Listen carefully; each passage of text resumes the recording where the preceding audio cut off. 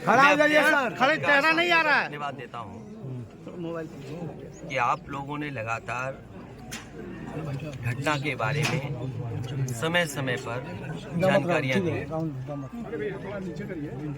देवरिया कांड शासन प्रशासन और न्याय के लिहाज से बहुत ही महत्वपूर्ण है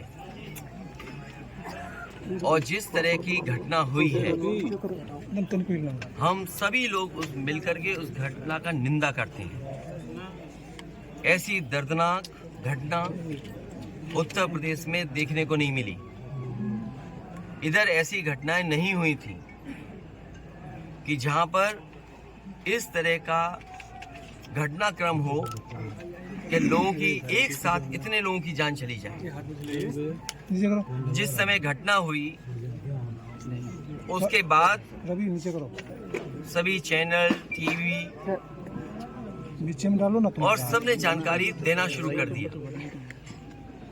मुझे याद है मैंने डिस्ट्रिक्ट मजिस्ट्रेट का वो बयान सुना जिसमें यहाँ के डिस्ट्रिक्ट मजिस्ट्रेट ने कहा कि घटना के बाद रिटेलिएशन में दूसरी घटना हुई है।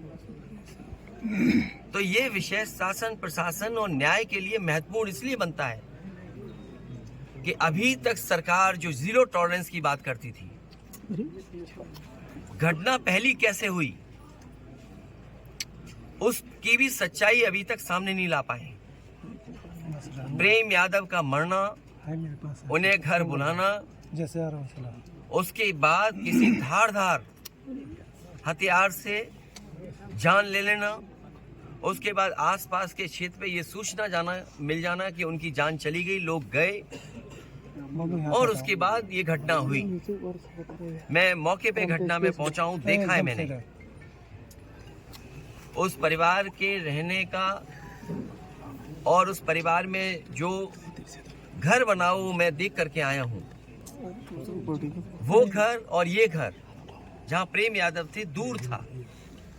आखिरकार किन परिस्थितियों में वहां जाना पड़ा उन्हें, क्या वजह थी कि सुबह ही सुबह वो मौके पे चले गए।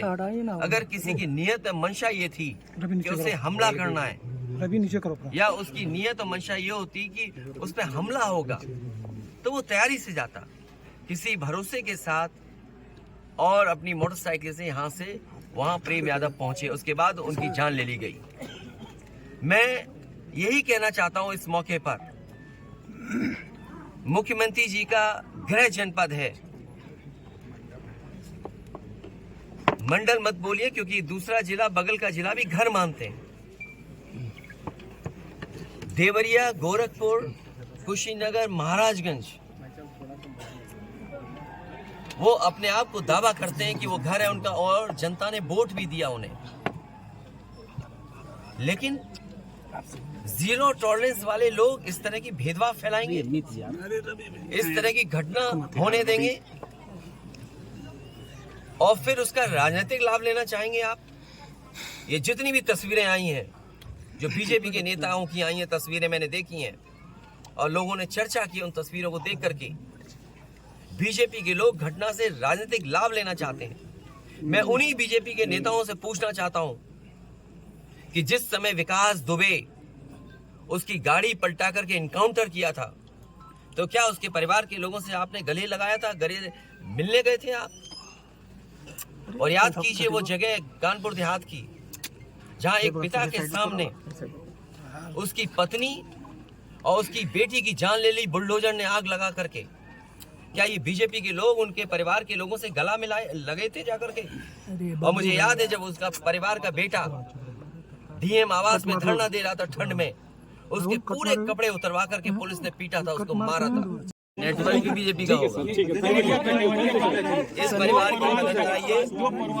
दो समाज में बांट दिया नहीं, कोई समाज में नहीं बटा, ये बीजेपी बांटना चाहती है।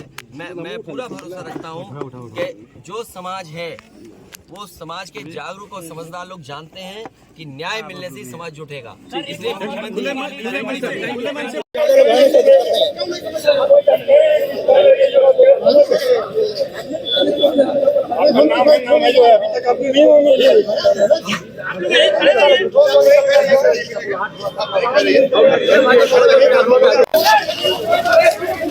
वीडियो